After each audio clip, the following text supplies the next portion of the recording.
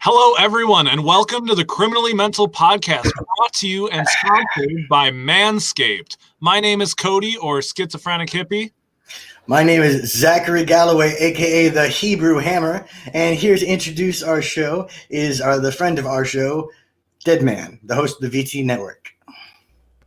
Welcome to the Criminally Mental Podcast, where we talk about mental health and the criminal justice system, with your two hosts, Kody Green and Zach Galloway, currently both on parole and compassionate release. Now, here's the show.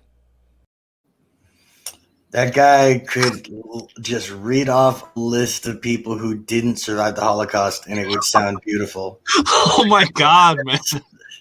What? I mean, Jesus. Seriously, he's got such a good voice. We should bring him onto the show one of these weeks and just chat with him so you can listen to his voice the entire show. He's actually a really cool guy too. He does a lot of random shit on his podcast. I've had the pleasure of being on, and it was a lot of fun. Oh yeah, that'd be cool. Yeah, for sure. But we wanted to thank you guys all for joining us today, and we wanted to also thank Manscaped for sponsoring us and working with us up in Zach's corner over there. We are super excited to work with them, and we've both been using their products, and legitimately, me and Zach have held off on sponsors until we found something we really liked, and Manscaped was definitely that. So it's the only thing that comfortably we could say that we would recommend using, because it's stuff we do use. So got to keep that in mind. Yes, and just remember, your balls will thank you. Zach, I understand that it's trying to be like kind of edgy in a way, like, oh yeah, that's their slogan, your balls will thank you, but it's just still like, I know, Zach. Zach, what this really comes down to is you wish it was your job to think of the slogan because you just want to make a slogan about your balls. I just think there's room for improvement as far as the slogan for our sponsor goes. That's all I'm saying. Daddy Manscaped, if you're listening, I'm not coming down on you guys. I'm not coming down to marketing. I'm just saying maybe we can do something else. Maybe we can work something into this. Well, anyways, I wanted to touch base with you, Zach. What have you been doing all week? I just actually moved to Virginia after a long time of doing long distance with my boyfriend, who I love very much. I finally got off paperwork. I got off my probationary status for my final charge, and I was able to move. So this week I moved to Virginia, and now I'm in Norfolk with my boyfriend. And I know you took the last day off of making content, or last day or two, right? Just to kind of settle in. And I know you've been busy moving. It's been tough to get a hold of you. So yeah, pretty much the last day or two. It's what I've been doing. But settling in now, and it's been great. We have a really nice place here. It's a really kind of cool neighborhood. So yeah, I'm ecstatic. I'm happy about it. Well, I'm pumped for you, man. It's just nice to see you getting to, get free from, I know probation and parole is such a pain. Just knowing that there's always someone there waiting for you to mess up and waiting to send you back in. And I know for me, it was a huge relief when I was able to get off papers. So. All right. And I mean, unfortunately, it doesn't happen for most people. Most people stay on papers for a long time because they get violated and then go back, and that's how you get caught back up in the system, and then the cycle never ends, Yeah, exactly. And I mean, as people who have both been incarcerated and had to deal with the probation system and parole system, I would love to bring on a PO at some point to talk about their side of it, because I just personally feel like they're constantly trying to catch you up and shit to put you back in, and I don't know how productive that is. And maybe that's just because I've been on probation and I felt like it was always a gotcha game. They were always trying to catch you. I don't know, maybe that's just how I feel. But I mean, realistically, I'd like that a lot too. I'd love to get a PO or a DO or CO, any of the categories, anyone in corrections to come on. But I think a lot of the time it would seem it would almost be like we're ganging up on someone, right? And I mean, we'd have to make it clear that that's not what we want to do.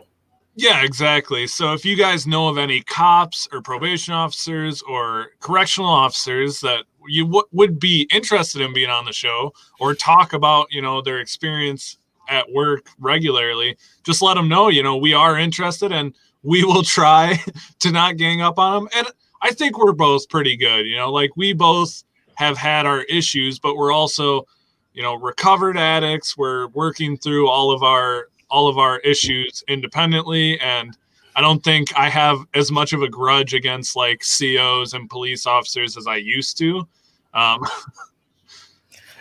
Yeah, I think everyone goes through that phase, though, right? I mean, if you're an ex-con of any kind, you go through that like being reestablished into society, and you have to stop looking at the police as bad guys to become part of normal society. So Exactly, yeah. Well, and that's something that that's a conversation we could have too, is just being able to talk about how people view them that have to deal with incarceration and the justice system, and what we can do to I don't know, make the experience not so traumatic for people.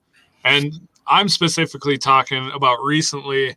I know there's been a lot of mental health police calls that have been going bad, and I was reading about how Colorado tried out having some mental health people on the police force. So they've been sending out mental health professionals to police calls. And I don't know, I just feel like that's something that could be a good conversation too. what exactly is what is that, a mental health force? Like what does that entail? So basically what they're doing is they're taking people that are either I think they take a social worker and like a psychiatrist, and they respond to people struggling with mental health issues instead of sending police, who I'm not saying always do, but tend to make the encounters a little more. Well, because they're only taught how to respond with violence, essentially. That's or what force at least. Yeah. So of course that's going to only make a mental health situation worse. Really. Yeah. So the entire idea is just to make it more of a mental health response. So they're responding specifically to help someone with a mental health issue and not to deal with a crime, which helps police officers too, because they can do their job dealing with violent crimes, domestic disputes, stuff like that they are needed for. And so I want to talk more about that kind of stuff, because I know I tend to lean one direction. I'd like to meet more at the middle and figure out where there is compromise. Well, I think there's a lot of things that need to be openly and honestly discussed, and that's real.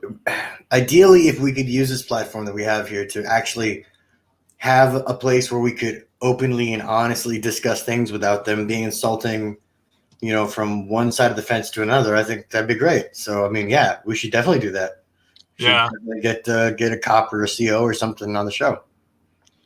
Yeah. Is there anyone specifically? I know me and you have been talking about like shooting for, like, I would like to see some bigger creators on here. I know there's a lot of celebrities who have struggled with, mental health as well as the criminal justice system.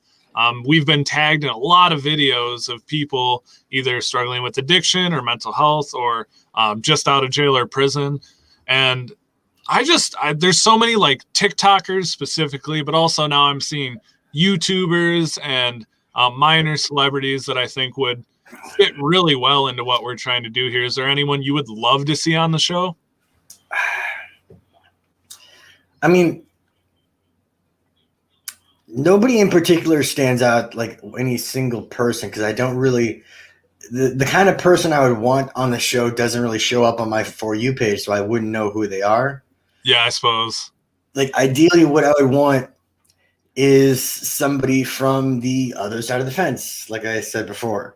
I mean, somebody who, on a fundamental basis, we should honestly consider somebody as somebody who would hate us and that we would be enemies with. You know what I'm talking about? Yep. And actually just talk to someone like that. That's honestly probably going to be, I think, what gets a new group of people listening to our show, because we have an amazing audience. We have an amazing fan base here. You guys have been doing fantastic at supporting us and our sponsors. But it would be amazing to get a little bit of back and forth with people, like you just said, that are on the other side of the fence as us. People that we might have a little bit of an issue talking with. Because it might be challenging for us to hear their side of, why they became cops or why they continue to be COs, or, what things they've seen on the inside that, they haven't actively looked at as an issue. And so I think it would be amazing to start working with more people like that. I know we've been reaching out to some cops on TikTok. I know there are a lot of cops right now on TikTok. So it would be really cool to bring them on and start having conversations with them. But it would also be cool to continue doing what we are doing. And that's talking with people who have experience with the criminal justice system, mental health. I know we already have some people looking forward that we're planning on having. I've tried reaching out to Justin Demented. You guys might know him from TikTok. He is a prison TikToker. Really good content. And so I want to continue doing that too, but it would be really nice to bring on some people that have a different experience. I actually saw someone on TikTok that I think Zach would love to have on the show. Who is it? I don't know his username. I sent you one of his videos and I don't think you saw it. He is, his position used to be, basically he hunted down pedophiles. That's what his job was. He was basically a cop specifically that looked for pedophiles. And so, All right.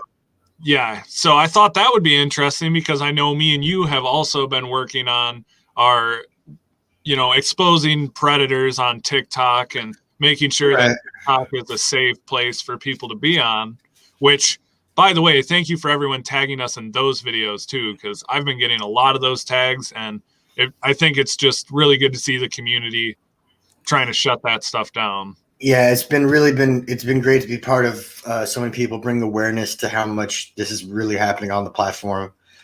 Inappropriate things with minors going on all the time. So thank you to everyone who's jumped on board and continues to tag either one of us in, and so we can pass it on and get some of these reported. Yeah, for sure. So I thought something cool we could do today, because I think we could both agree we get a lot of repeat questions on our page, and I know you're really tired. So I thought I could help you out by what I would like to do today is talk to you and tell a little bit of each of our stories when it comes to our criminal past and our time while incarcerated. So that way we can, because if your page is anything like mine, you get a lot of repeat questions. Oh, that's like 90% of the content, isn't it? Yeah, exactly. Well, and I figured if we put content on here where we answer some of those questions, people can come back and listen to it on here. That's a good point. Sorry. Man, I've had the worst allergies and cold going on ever since I got here. Yeah. I don't know if it's the cat. I don't know what it is, but it's driving me absolutely crazy. Well, I'm sure it's a lot of different stuff out there. You're not in a desert anymore. So yeah, but thank God for that. I couldn't deal with that for much longer. What's the weather like out there right now, though? It's got to be pretty cold, right? It's cold. It's like down in the 30s. It's not unbearable, but it's not like Diet Canada over here.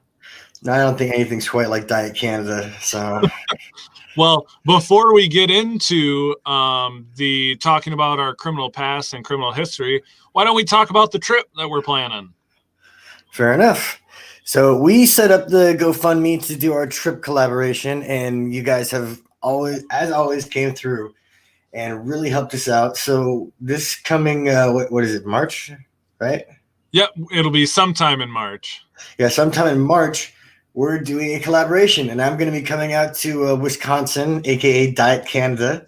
and spending time with Kody and making videos and collaborating. And it's going to be like as always a Twain Weck. So tune in for that. But think of how much Twain Weck content we can get out in a whole week. You guys are going to get sick of seeing our faces, I'm sure.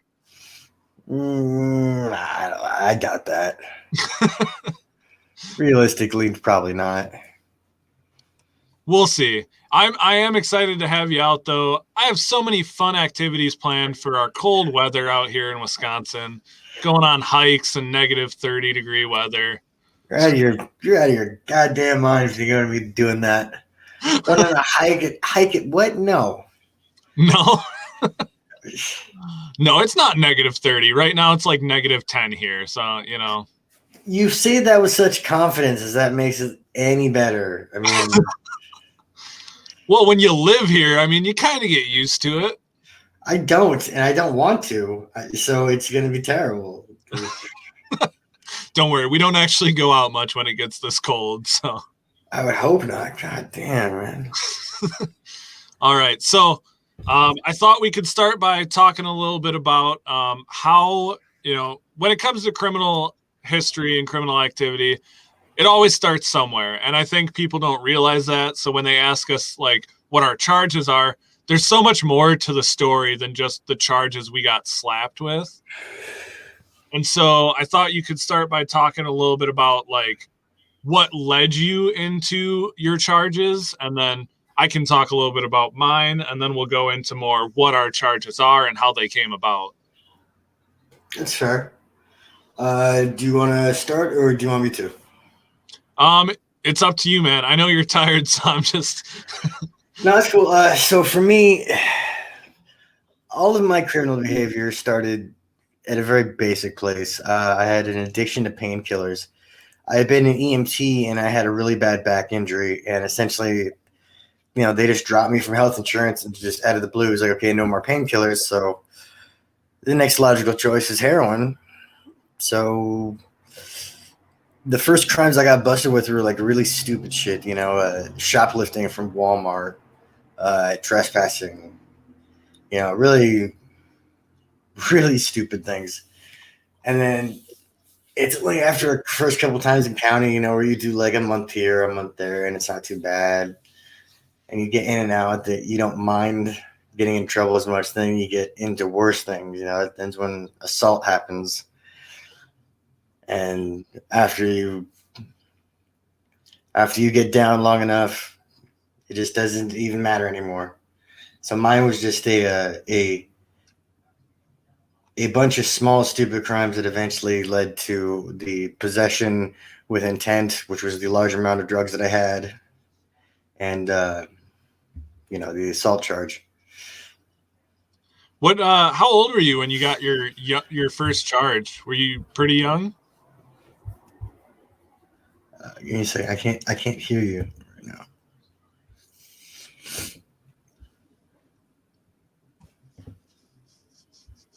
Can you hear me? Yep.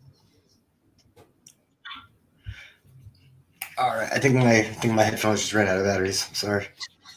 That's all right. Can you hear me all right? Yeah, I can hear you. Okay, perfect. So yes, #TwainWeck. How old were you when you got your first charges, do you think? Were you pretty young, underage, or? First time I got pinched was 14 for. Oh my gosh. Yeah, it was just like it was a criminal mischief charge. It was just BS, Yeah. Like breaking into school property after hours to fucking drink beers you stole. Stupid shit. Yeah. Still though, 14, that's pretty young for your first charges. Yeah. Oh. Thank you, babe.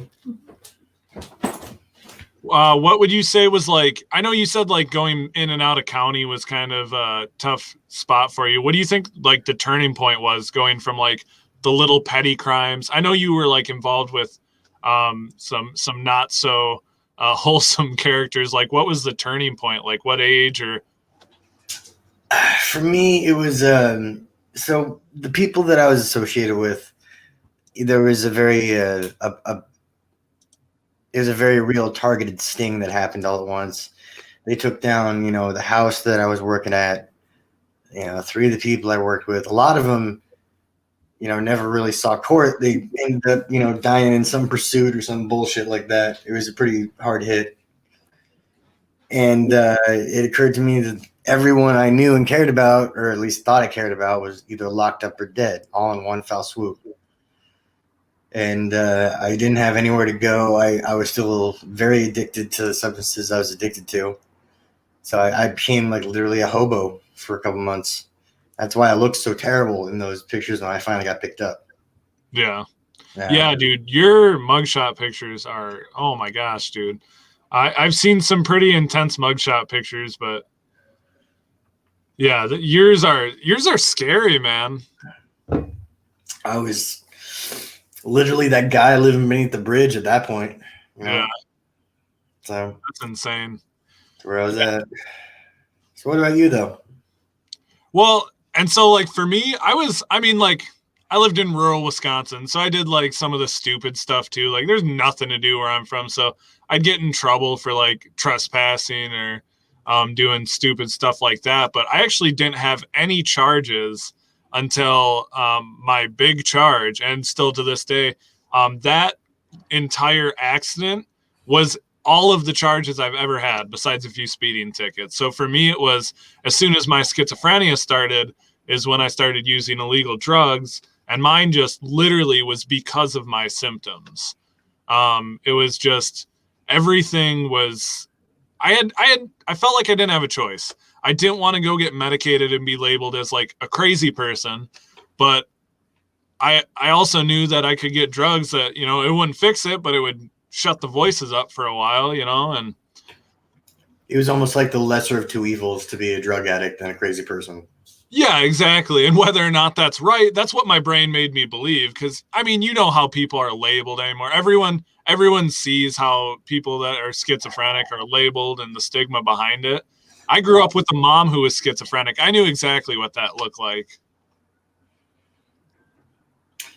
Still, even though growing up with a mom who went through it, I had to. You knew how rough it was. There had a certain element of terror to that diagnosis, really.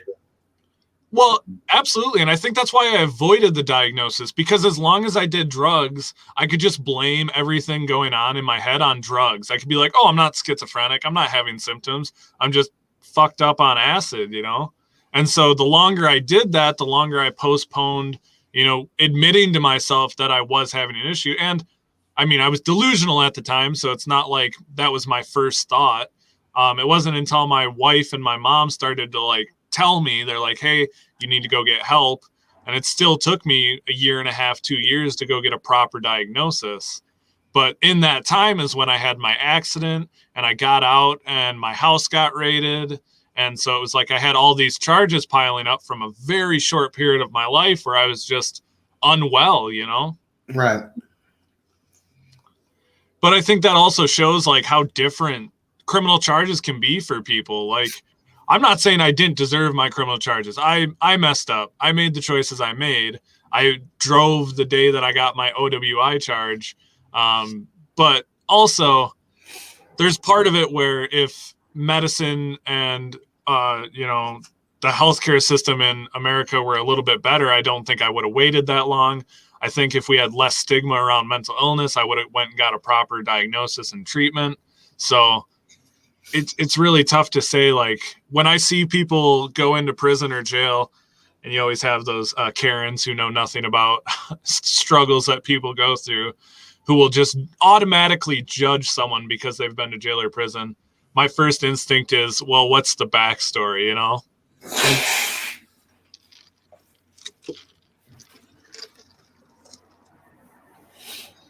Well, not a lot of people get the chance to give their backstory, unfortunately. You've seen that. I think we've all seen that on a day-to-day basis, especially if you have anything on your record. A lot of people will never give you that chance to say, hey, yeah, but I did my time. Yeah. But that was a different me. There's not a real shot of redemption, and that's something that I think we should really address. Because if there's no redemption, why are we doing any of this? Why is any of us doing it? Yeah. You know what I mean? Well, and it goes back to, reform over punishment for me, because like that's always my talking point is if you don't want people to get out and be successful, what's the point of sending them to jail? Like just a lifetime timeout? Like that can't be our solution, you know? And unfortunately, I think that's what people think our solution is. And it makes more sense for us to really be working on getting people out and getting them back to a regular life, which I just don't feel like we're doing that well. Well, no, we're not doing that well at all. The entire system is designed to make it very clear. Think about even going into intake, at your local county facility. Oh, yeah. From the second you walk through those doors, the entire place is designed to let you know that you're no longer a citizen, you're an inmate. You are this, I am this. Everything from where you sit, from how you sit, from who you talk to. That's real. Yeah, they want to make you feel like a criminal despite whatever brought you in there, despite the backstory, despite, yes, you made bad decisions, but does that really make you a bad person? I'm not saying everyone who is incarcerated isn't a bad person, but no, there's some people that definitely deserve to be there. That's the truth. I just don't feel like it's a majority, though. I really don't. And I feel like the entire prison and jail population gets treated like they are criminals. And I just don't think that's the case for most people in there. When a majority of people are in jail or prison for drug crimes, nonviolent drug crimes at that, it feels weird to me that we automatically want to treat everyone like a bad person and a criminal instead of trying to find ways to rehabilitate them and get them back to working and helping out their communities. Well, at the end of the day, man, it all kind of comes down to profit. There's so many people who are making a lot of money off of keeping this many people incarcerated. Yeah. That's a terrible fact about our country. We're one of the only developed countries in the world that has private for-profit prison systems. Exactly, yeah. I mean, that's a little dystopian if you think about it. Well, and then me and you have also talked about the modern day slavery in some of the prisons where they're literally working for what was the highest wage for a job at, or did you have work at your prison? Yeah. No. I think the highest was like 38 cents, somewhere in there. That's insane to me that just because someone made a mistake in their life, you're going to pay them 38 cents. And some of those jobs are not easy jobs. They're jobs you'd probably make like 16 to 20 bucks for on the outside if they were actual, manufacturing jobs. Right. And full time at that. So yeah, there'd be like it just wouldn't fly on the outside. It would be illegal. No. But for some reason, that's their way around it. It's just one way to, screw over people in poverty, and they're able to do it legally. So it's definitely something that needs to have more of a conversation around it. And I know, like me and you, we're going to talk a lot about this going forward. I just wanted to touch on it a bit today. So when you did get your first, or I guess like when you finally went in for your prison stay, how was it different than like when you were in county, like people wise, environment, like just the feeling? I know the feeling probably shifted a whole lot when you went from county into prison. Honestly, when I finally got sentenced and shipped and all that, it was just such a relief. Because I mean, the thing about Arizona, especially Maricopa County, is that county jails are especially brutal. Yeah. Like this is where we had Tent City and stuff like that. So by the time like they finally were sentencing me and were shipping me off, I was so thankful to be out of Maricopa County.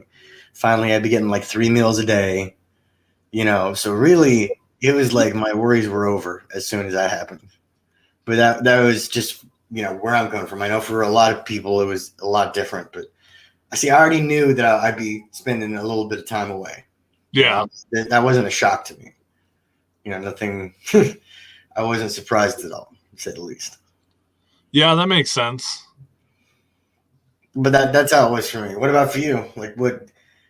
For me, I mean, I did, I did my entire stay in county. So it was, for me, it wasn't, I didn't have to worry about that shift. It was just a long stay in county. It was almost a year in county, which when you don't have any resources, no yard time, stuff like that, it was. That's rough. That's what I mean, though. Like, a year in county is a lot harder than a year in prison, in my opinion. Yeah, see, and it's like, it is what it is. Each experience is going to be a little different. That's why I enjoy talking to you and Colin, because you guys have such different experiences than me. And it's really interesting to hear, even like state by state. I know we've talked to Colin several times about how Pennsylvania prisons are.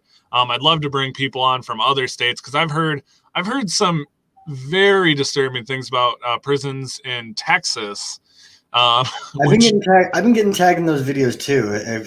I'm thinking about the same thing.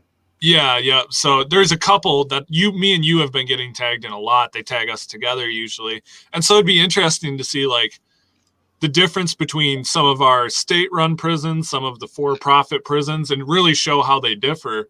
Yeah, I would love to find someone who's been to both, like a for-profit prison and a state-run prison.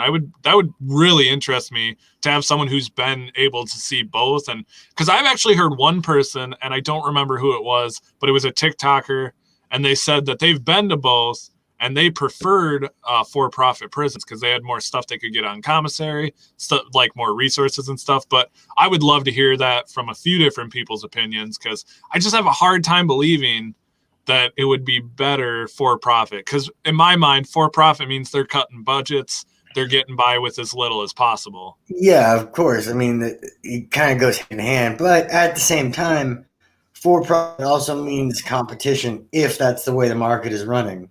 So I mean, I'm not saying that I don't think there is competition for the for-profit prisons. I'm pretty sure it's all controlled by at least like one company or two companies. Yeah, that sounds about right to me. Yeah, and I don't even know that. I'd have to look that up, because I imagine it's not a lot of companies running these for-profit prisons. I imagine it's, a select few making billions of dollars off of it. Right. Sure. Are you, I think you said that one of your friends recently got out, like within the last few months, right? I know you're still waiting for a lot of the people you were in with that have much longer sentences, but did you have one of your friends get out recently? Not that I know of. Right? Getting me confused with somebody else. Maybe it was Colin. I think Colin had someone get out, actually. Bro, did you just full on just Colin raid me? Really? Really? Well, you should be used to it from TikTok by now.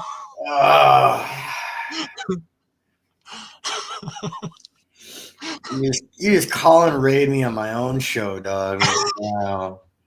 Couldn't do me like that. I honestly thought it was you who had someone get out. That's fucked up. Do you know who the next person is? Like, next one of your friends getting out? Or who has the, most likely Chucky. He's eligible for parole in 2 years, if he good. But I think his total time left is 6 years, so he would be the next. Do you think he'll make parole? No, absolutely not. No. I don't see that being a thing, to be honest. So. Well, if he does make it, I'm going to tell him you said that. I'm going to be like, Zach said there was no way you were making parole. And he's like, he's probably going to agree with my statement. He'll probably say it's weird that he did, if he did. So it's. Well, that's good self-awareness, at least. Yeah. I mean, he would know it too, man, to be fair. Are you, is there anyone you're specifically worried about getting out and seeing all your story times, or does everyone you include in your story times know about it? Like, I imagine you haven't told Hollywood or no, yeah, this country guy. I imagine you haven't told them about it. I think realistically, more or less, they know at this point. That's probably just how it is. So there's no point in worrying about it. But, there are times that, like, I'll go into my DMs, and anything that starts off with, hey, I was locked up with you, I go, oh, damn it. which one of you it's gonna be. But Let's yeah, that's reality for me. But I mean, that is, that's something that's really cool about your stories is you include a lot of people and you get to share other people's stories too, which I love because that's the whole reason I wanted to do this show is because when we share our individual stories, it's really interesting, but we only have so much to share as individual people. Where if we get more and more people from different backgrounds and different experiences, not only can our followers learn stuff, but I mean, I've learned stuff since we started the show from Jess Ken, like some of the stuff she told us about women's prison or having a baby in prison, like genuinely That's crazy. Yeah, I had no idea about that. And so it's like it's really cool to have these different perspectives.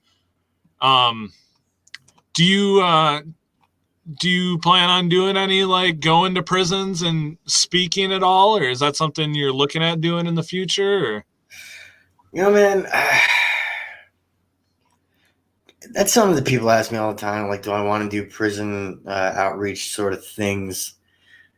And I guess the bottom line to that is I don't really think that's for me. I don't really think that's the people that I necessarily want to talk to. A lot of the people who I feel like I could reach are the people who could really do something about prison reform. Yeah. The people who need to see prisoners as humans, as people with stories, stuff like that. Because in reality, if I was to go to any facility and say, follow your dreams and become, a social media influencer, that would be very bad advice. Yeah, it legitimately would actually. That It'll would, work out for someone, I'm sure, like 1 out of 1,000 or 1 out of 10,000. maybe, but for like literally everyone else, it'd be shitty advice. Yeah. So, yeah, I don't think that's who my audience would be. Well, at least you're, aware of that. And it's just something I wondered because I do see a lot of people who, and, social, whether it's social media or you started a business or whatever, a lot of people who get out and are successful in their own way tend to go back and speak. And so it's something I know I've been asked to do because of my nonprofit. And so I was just wondering because I'm sure you get offers like that. I'm sure you've been offered already, right? To go back and do that. Yeah, I've been out for quite a few times, and most of the time I couldn't do it just because of scheduling, conflictions and stuff like that.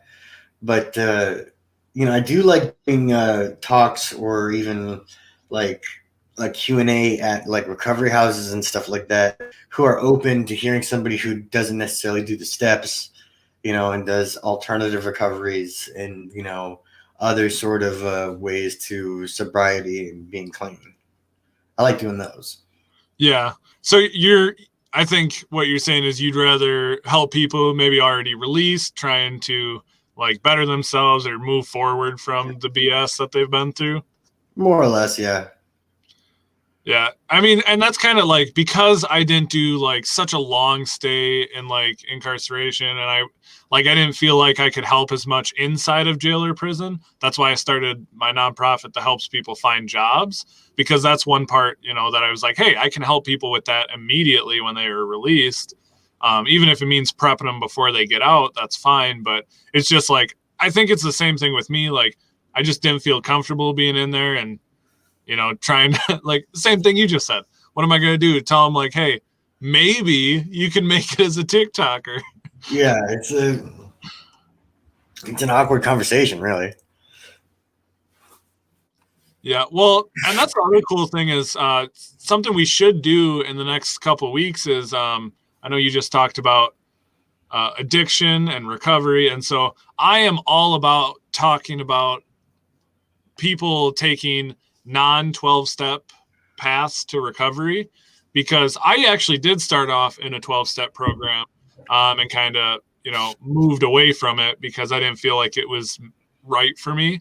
And I've found a lot of success in, my own way of doing things. But I feel like the recovery community can be very non-supportive of I think toxic is the word you're probably looking for at times. I was trying to avoid that word, but yes, and you know, I think that's with any community anymore. There's always a little bit of toxicity. It's almost like they're like, well, if you don't do it this way, it's wrong.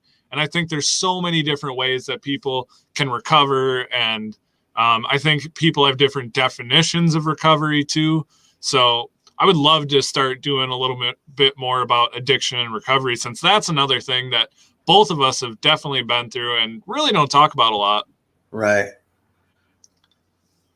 Well, it's also something that I think affects a lot of people. I mean, most people have either known someone who struggled with addiction, have been addicted themselves, or, you know, are related to somebody who struggled with addiction. So, I mean, to maybe talk about, you know, some real issues with people, maybe get some other people who have dealt with the same stuff would be good. Open up that platform. Well, and then the cool thing is, if we start talking about addiction and recovery, then we can always do what we were just talking about with the criminal justice system, look on the other side of the fence for recovery coaches. And, you know, who are the people that do the AODA tests? Is it just general counselors, or? I think so, like maybe behavioral health technicians or something. Or... Yeah, but like someone like that who distributes those alcohol and other drug assessments, right. really show, like, you know, because that's the thing I think we could do really well here is have a conversation on both sides. And it's something that I don't think necessarily we've done in these first 10 episodes. By the way, congratulations on our first 10 episodes, Zach. Wow, we really did 10 episodes already. Yeah, 10 episodes already. I had the same reaction when I was getting ready to post this one day, and it was like, this is the 10th episode. I was like, oh, dang. And do you want to hear another cool fact? Please. I looked at our analytics, and we have had 50,000 downloads for our first 10 episodes. 50,000. Our audio podcast has been streamed 50,000 times for 10 episodes. That's really cool. Yeah, so it's something that I think we should be proud of, and I'm really excited to, you know, see where it goes, because I think we're just getting started. Sounds about right to me. All right. So what do you think about sorry, I'm just catching up on comments here. Oh, yeah. Everyone is so worried, Zach, because you look so tired. Everyone's so worried about you today. Hold on. I'm gonna call your boyfriend to come throw a glass of water in your face just to wake you up for the last 15 minutes of the podcast. I'm awake. You guys are dicks. But like I said in the beginning of the show, you've been moving all week. I know. And you've had like a 2-hour time change, right? Because you were in Arizona, so that's a 2-hour time difference. How about that? But it's just been a lot of just getting everything all set and ready. Yeah. No, someone says, throw a monster can at Zach. But no, for sure, dude. I'm excited that you're out there, and I'm excited to see you settling in. So was it kind of tough to head out of Arizona, though? It was, man. I mean, a big part of that was, you know, I got a real big thing with small space, like tight spaces now. I have some like claustrophobia issues and anxiety. I wonder where that comes from. Yeah, I wonder where that comes from. But so I had a lot of anxiety dealing with the flight that I took, but it ended up being not as bad as I thought. Have you flown before? It's been probably 10 years since I've flown. Oh, okay. So, yeah. My trip out to Pennsylvania to visit Colin was the first time I've ever flown in my entire life. So I stayed up the entire night before because I was so nervous about it. And then I got in, I watched the takeoff, I watched the landing, I was at the window seat, and I loved it. I was like, oh, dang, this is nothing, you know? How could that possibly be the first time you ever flew anywhere? I'm from Wisconsin. We take car rides everywhere. I've been a lot of places, but we believe in long car rides. I've literally taken car rides to New York and to Colorado and to Louisiana. I've always just traveled by vehicle. I don't know. It's just, I think it's a Midwest thing. It's a very odd tradition. What, you never been on an 18-hour car ride before? Not willingly, no. It's a good time, man. I don't know. That seems like one of those decisions that's like you're either going to love the people that you're with at the end or absolutely hate them. I mean, the alternative is to spend the next couple weeks in Diet Canada or go on a road trip, an 18-hour road trip somewhere that isn't Wisconsin. So, That doesn't seem so bad. well, when you put it that way, it makes sense. Yeah.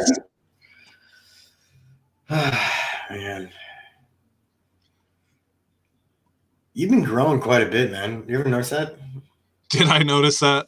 Yeah, I've been definitely paying attention to it. It'll be awesome. My entire goal is to hit 1 million before you come out here, because I think you're just going to be a smart ass if you get out here and I haven't hit 1 million yet. I feel like you're just going to hold it above me the entire time. 1.2 million. Well, I mean, I'm gonna hold it above your head regardless. You know that, right? Like, oh well, I know that, but it would be a lot harder for you if I was at 1 million by the time you came out here. Which, if my page keeps growing at the rate it is, I might actually do. we'll see what happens there, tough guy. Well, in the past 28 days, I've grown 375,000 followers in 28 days, and I have a little bit more than that before you come out. So I'm just saying. Wow, that's and they know what your content is like, right? Like they saw your content before they followed. Yeah, they've watched my videos and for some reason followed. Huh. Crazy. It's a crazy life, dog. I don't know what to say to that. Do you ever wonder that? Do you ever wonder that, like, with your own videos? I think that all the time. Like, I know you're goofing around, but I think that. I'm like, why?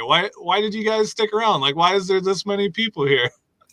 I think half the time, man, it's like the right person saw it at the right time. And it may not have even been funny or entertaining if they saw it at any other point in time.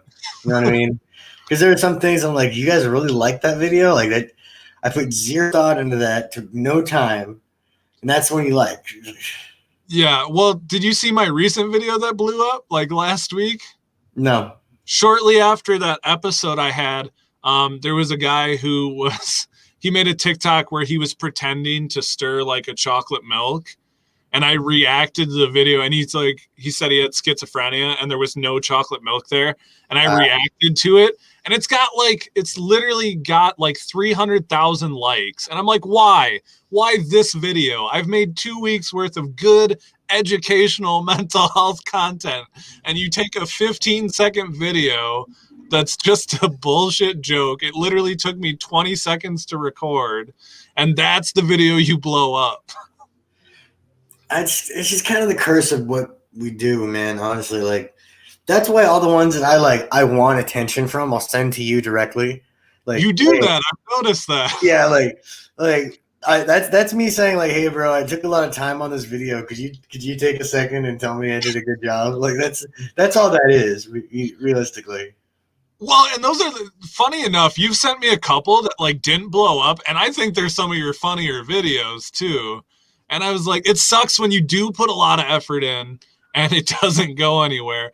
It literally will make you like, there's times where I quit taking a lot of effort for videos. I'm like, screw it, if it's just going to flop. And I think every TikTok creator goes through that for a little bit. It's just the ups and downs of riding the popularity wave. And it's fucking over your mind. Well, my goal is when you get out here, my goal is to dominate the TikTok algorithm. And I don't know how we're going to do it, but that's my entire goal, is that people see nothing but us on their For You page for a full week.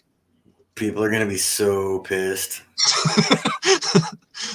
They're like, I am so sick of seeing these ex-convicts, these former drug addicts on my For You page. They're going to be so pissed, and understandably so. I mean, you couldn't really. But all that does is bring joy to my heart, knowing that they're going to be pissed. Because honestly, that's like most of the haters we get are people that just hate the fact that, ex-convicts and former drug addicts and mentally ill people can be successful at something like this. They hate it. Well, because it challenges the stereotype that, I mean, they want to put us in different categories. They want to make us like sub-citizen. Yeah.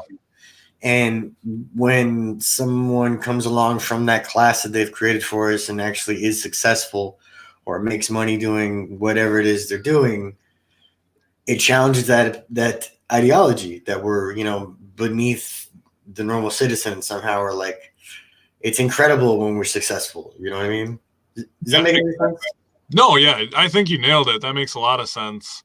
And it's something that like you don't even think about, but every one of the categories that we talk about, I would argue is exactly what you just said. It's like it's a place that people put us to make us, not like to make us regret our decisions, which is fine. I regret my decisions. Doesn't mean I'm a bad person,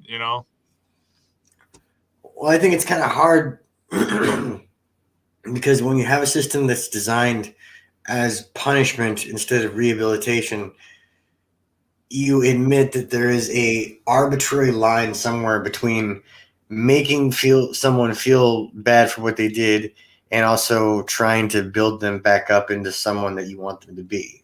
Yeah. And there's like no way you can balance those out. Yeah. It just doesn't really work.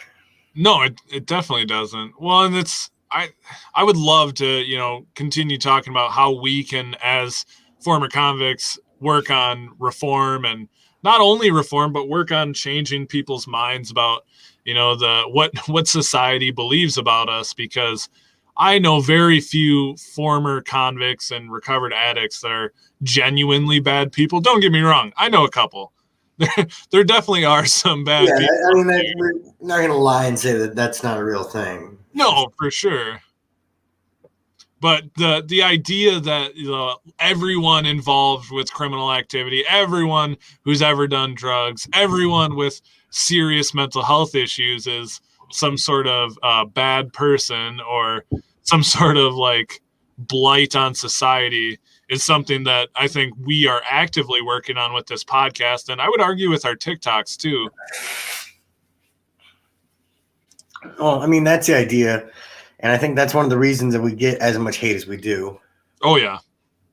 No. I mean, you especially, because I mean, like, at the end, like a lot of people see the stuff I do as just kind of funny stories that may or may not have an educational value. But, you are a mental health advocate more than anything else. And the amount of backlash and hate that you get from the most basic of statements that I thought everyone could agree on is amazing. Like you could make the statement like, you know what? I don't think we should be able to, like, we should drown puppies in rivers. You'd think that'd be like a safe statement. And I'm like, yeah, but no, Kody can make that statement and there'd be like 50 people right in the comments. They're like, actually, well, actually, you're wrong. Well, I don't know if you saw my video from literally yesterday. I went on to the video you did, the Stitch, where you were defending me because you're a good friend and you're a softie. You're a good, kind, soft-hearted person. Shut up. And you were defending me because you're a good friend like that. And some of the comments on there, I don't know if you've read through them.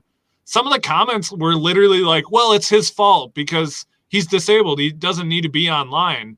And so I had to make a video being like, so let me get this straight. Because I'm schizophrenic, I can no longer use the internet. That's what I'm hearing. And so, like, the fact that I have to say that out loud blew my mind because I was like, people actually commented that. And I've also heard people literally say things. I made a video saying, hey, not everyone with schizophrenia should be put in a psych ward. And people actually argued with me about it. And it's so insane. And what is the argument against that statement that not every person with schizophrenia should be in a psych ward? The one person literally said it's because we are so we can't be predicted. And you know, there's some truth to that. It's hard to predict what someone with schizophrenia will do or how they'll react, but locking every person with schizophrenia in a psych ward isn't exactly a solution for that. Medication and treatment definitely seems like a much better solution. But I mean, you nailed it on the head. Like anything I say, there's people that are like, and you did it so well. Well, actually, if you look at the facts here, I was like, oh, God, fuck you. Fuck that guy. I've literally had comments. People have said that schizophrenia is fake, and that it's an excuse that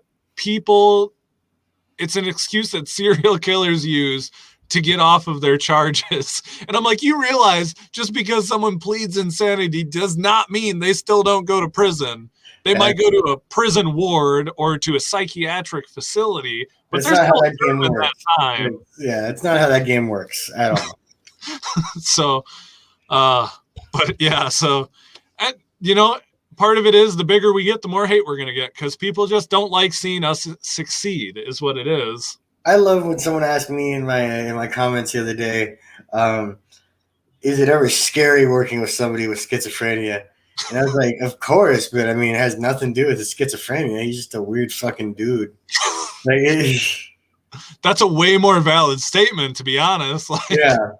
There's a lot of things that are scary. It has nothing to do with his diagnosis. Everything to do with his personality. Well, I do appreciate that because I absolutely agree with that statement. I actually had something pretty similar because a lot of people don't realize that I'm also a convicted felon who's been incarcerated. And I had someone ask me if I'm afraid to have you come out and visit because you're a felon who's been to prison. And I'm like, oh yes, I'm so afraid of Zach coming out here with his squishmallow terrorizing my house. Did I tell you about what happened at the airport? Oh my God, no, what happened? Okay, so I'm getting on the plane coming to Virginia, and they go to check my bag and they weigh it, and it's like over 100 and something pounds, and they're like, we have to charge you like, it was like $200 or something for this luggage. I'm like, screw that. Look, I have some weights, I have some dumbbells in there. I'll just take them out and I'll buy new ones when I get there. So I open up my bag to take the dumbbells out, and as I do, my maid outfit and Damien the Communist Red Panda go shooting out onto the floor in the middle of Phoenix Sky Harbor Airport. Yeah. And I've got like rush hours worth of traffic just staring at me as I'm like gathering my French maid costume up. Oh my God. I love that. That is amazing. I guess this is a good time to say I blame Zach for the person who sent me a French maid's outfit. Love it. Zach, I blame you completely for that one. You can try. I don't care. That is hilarious, though. Did they say anything, or did they just... I feel like they just probably tried to play it cool and didn't say anything. People tried to pretend that they definitely didn't just see the French maid outfit with the thigh highs fly out. But everyone saw the French maid outfit with the thigh highs fly out, so... That's amazing. I love that. I'm just so you know, that story you just told, that's the clip I'm taking from tonight's show. Please do. Everyone should wallow in my shame. That's my favorite thing, is wallowing in your shame. Oh man, we are coming down to the last couple minutes. I just wanted to remind everyone that you should definitely go check out manscaped.com. We wanted to thank Manscaped for sponsoring us, and don't forget to use the code GALLOWOP for 20% off and free shipping. I still can't believe that's the actual name of the thing, but yeah, thank you guys for doing that. We really do appreciate all the support you've given us. It helps us here at the show, and we just have really enjoyed you guys reaching out to us, continuing to tag us in other creator stuff to get people on the show, and we will still be accepting audition tapes for the show. So do make those videos and tag us on it. And if you're just coming in and you didn't get to catch the rest of the show, make sure you watch out for the audio version, which will be available on Spotify, Apple Podcasts, and anywhere you listen to podcasts. Please continue to support us on those platforms as well. Helps our numbers, and we do appreciate all the amazing comments and ratings that we get on Apple Podcasts. You guys have been so supportive since we started the show. And yeah, Zach, any final words for the people? It doesn't have to be about your balls. Preferably not, but they are very smooth indeed, sir. Thanks to Manscaped. All right. Manscaped. Thank you guys so much for hanging out with us, and make sure you check out the actual podcast being posted on Spotify. We love you all so much, and we will be back next week at the same time.